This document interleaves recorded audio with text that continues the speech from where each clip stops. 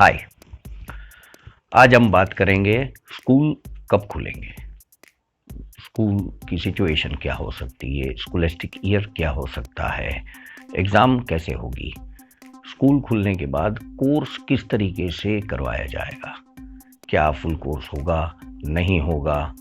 हम पूरे ग्रुप के स्टूडेंट्स बनाकर देखेंगे, right from play house to LKG to HKG to college. सभी बच्चों के बारे में हम कंसिडर करेंगे कि क्या सिचुएशन हो सकती है और कैसा स्कूलिस्टिक ईयर अब हो सकता है।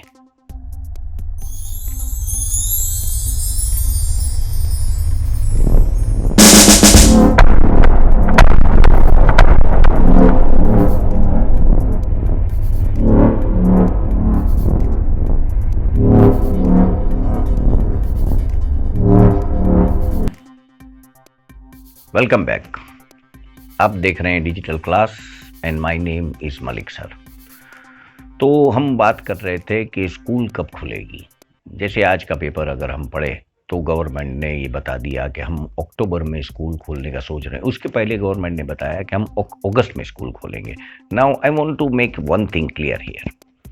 जब गवर्नमेंट ने ये बोला कि हम अगस्त में खोलेंगे स्कूल, एक्चुअली गवर्नमेंट ने ये नहीं बोला कि हम अगस्त में स्कूल खोलेंगे, हमने अर्थ के अनर्थ की। गवर्नमेंट ने ये बोला कि अगस्त, in the month of August हम स्थिति की समीक्षा करेंगे और अगर सब कुछ सही होगा तो हम स्कूल खोल देंगे। अब जबकि अगस्त तो आया नहीं, अभी तो जून चल रहा है, जून एंड चल रहा है, लेकिन इस समीक्षा करने के बाद स्कूल गवर्नमेंट ये नतीजे पर पहुंची कि हम अक्टूबर तक बात को खींच जाते हैं।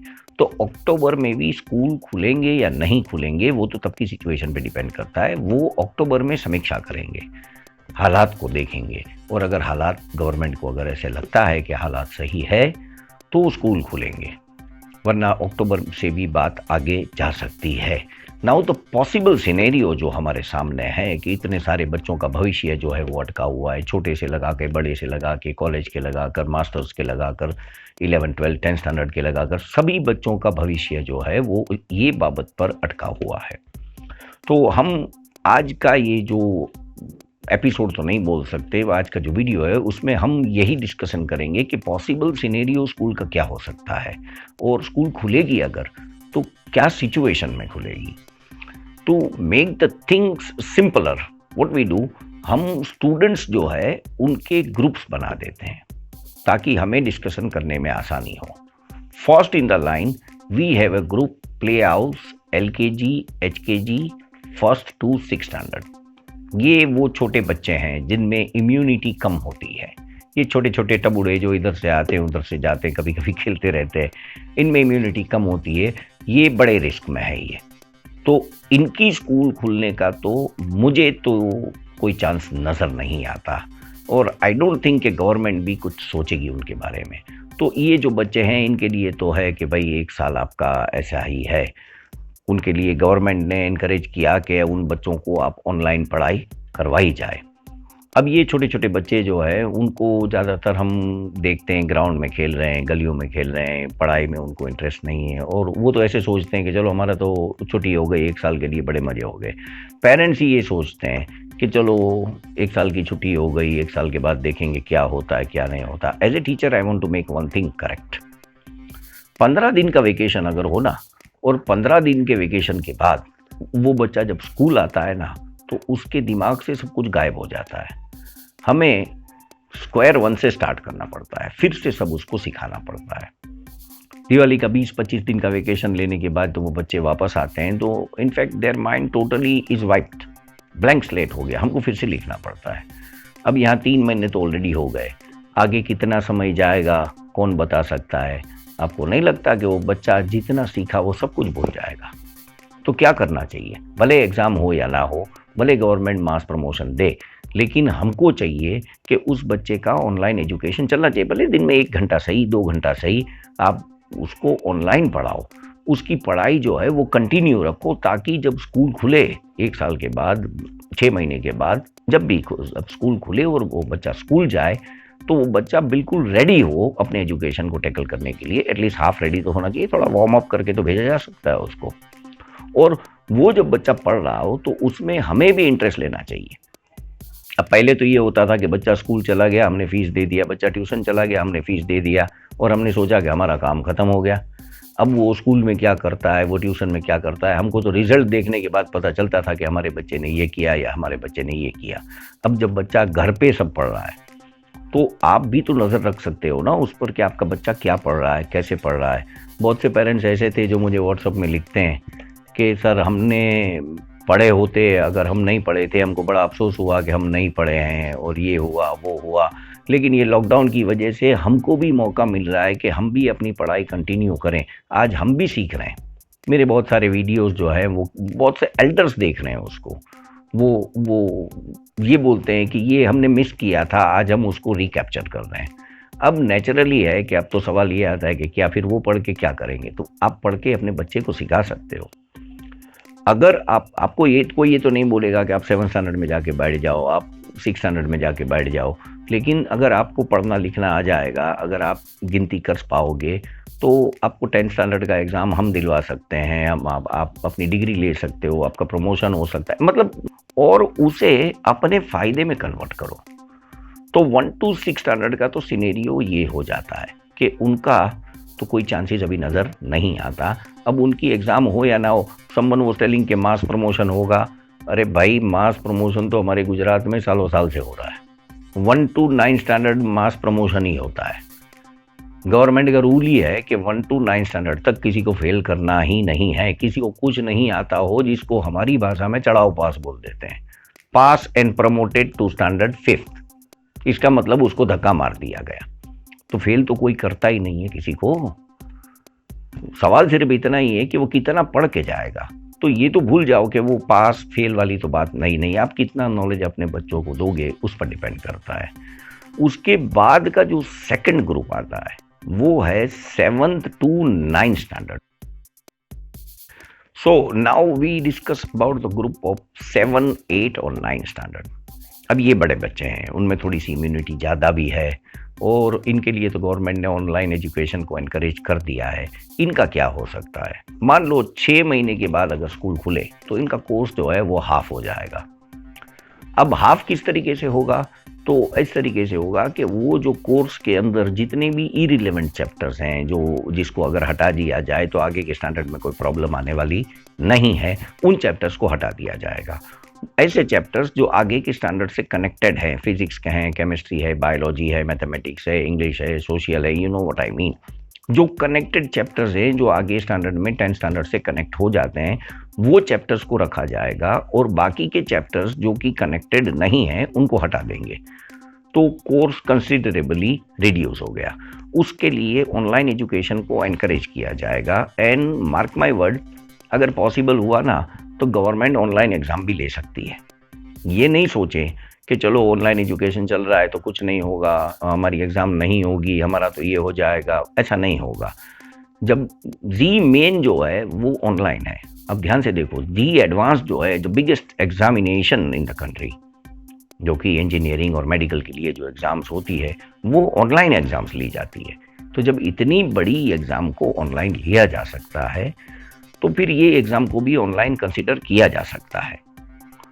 एडवाइस ये है कि आप पढ़ाई को बंद मत करो, कंटेंट को करते रहो। See teachers are working around the clock, teachers online पढ़ाने लगे, स्कूल्स जो है अपने वीडियो लेक्चर स्कूल ने स्टार्ट कर दिया, ट्यूशन क्लासेस वाले अपना कर रहे हैं।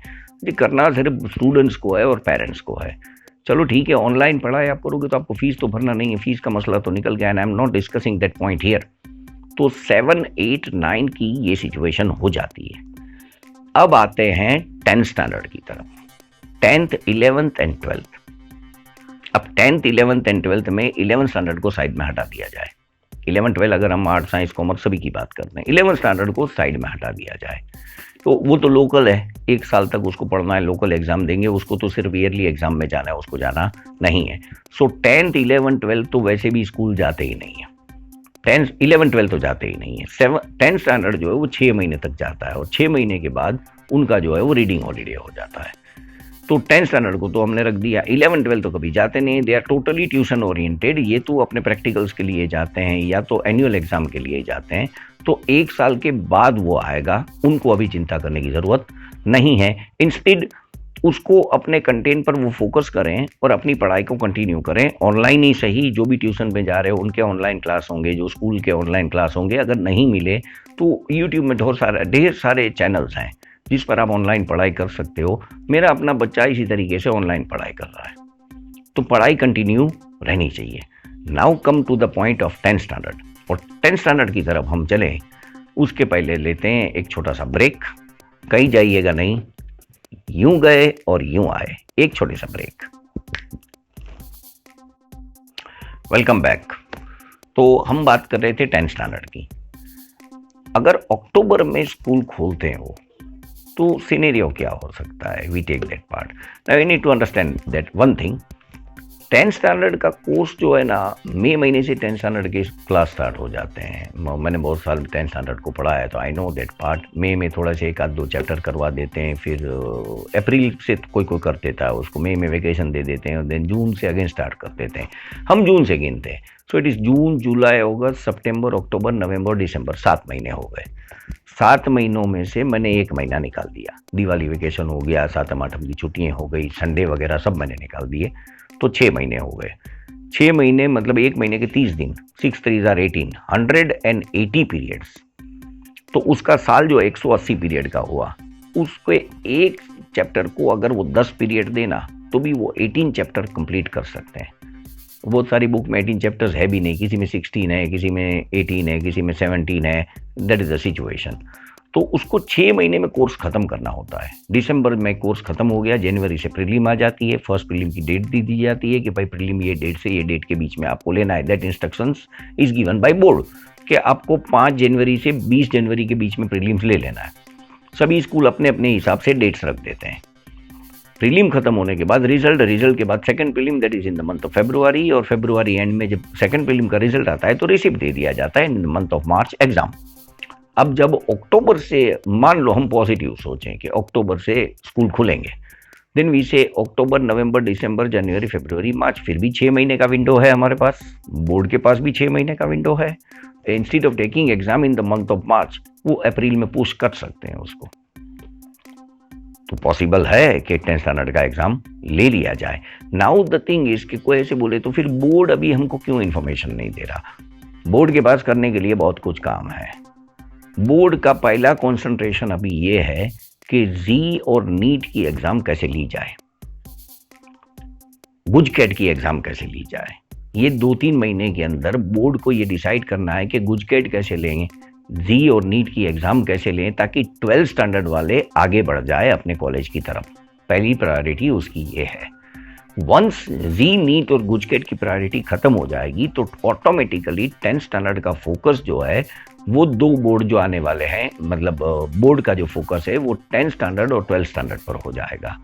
At that time they will issue the instructions कि भाई ऐसे हो सकता है, ऐसे अब हो सकता है कि अक्टूबर में पहुंचने के बाद हम ईश्वर से आशा रखते हैं कि सब कुछ अच्छा हो जाए, तो पॉसिबल है।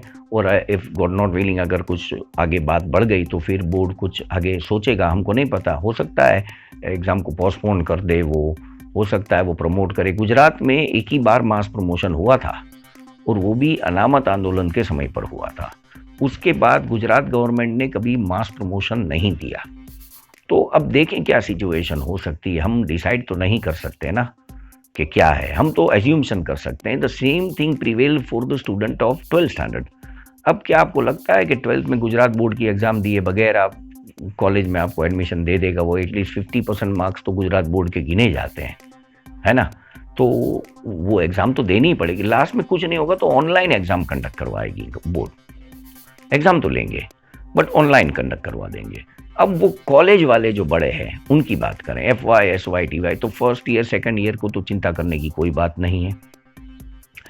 थर्ड ईयर वाले जो है उसकी एग्ज़ाम 1 साल के बाद, वो फाइनल एग्ज़ाम जो होती है वो देंगे, तो उसमें अभी उसको कोई चिंता करने की ज़रूरत नहीं है। उनका तो ऑलरेडी, अगर कोई थर्ड ईयर में आया तो first year second year major content उसका निकल गया, तो कोई चिंता की बात नहीं है।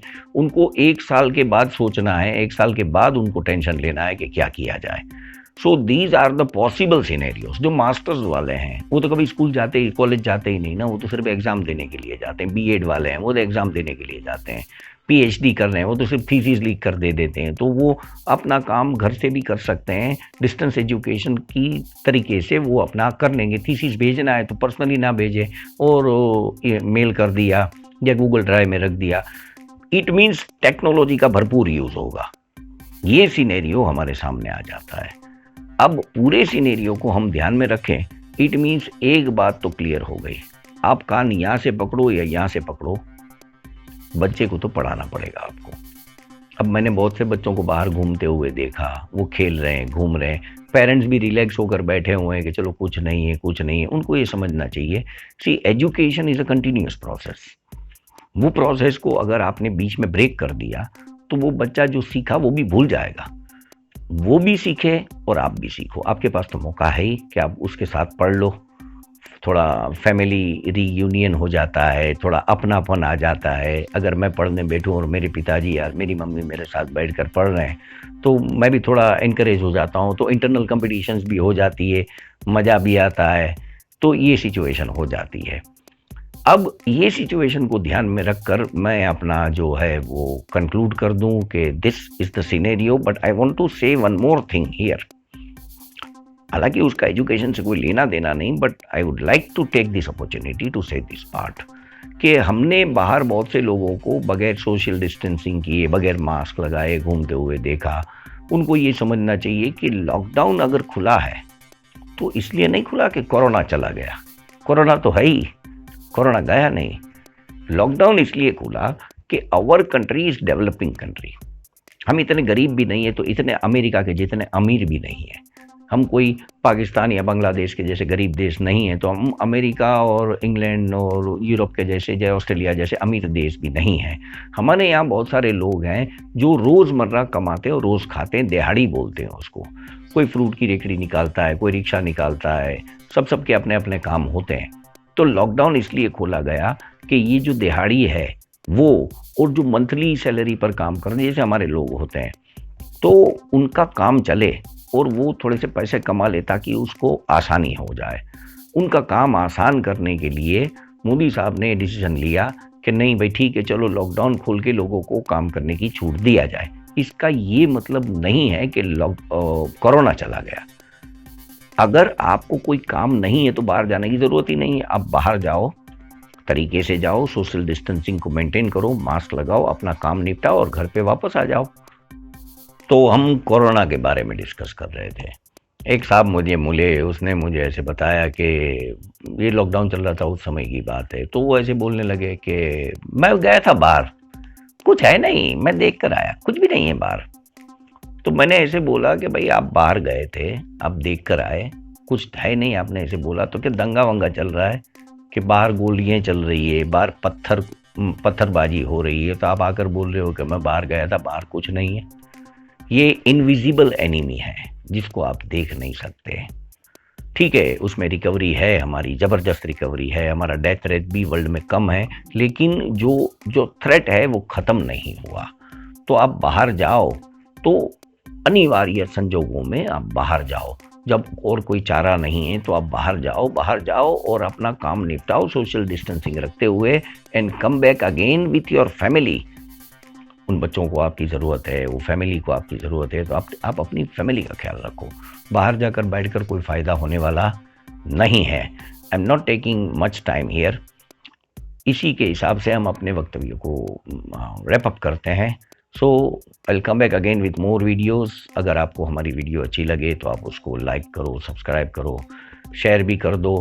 वापस आएंगे कोई नई चीज़ लेकर और बताएंगे आपको, कोई नई इन्फॉर्मेशन लेकर, नए एजुकेशन की वीडियो लेकर वापस आएंगे। Stay safe, stay home. Thank you and have a nice day.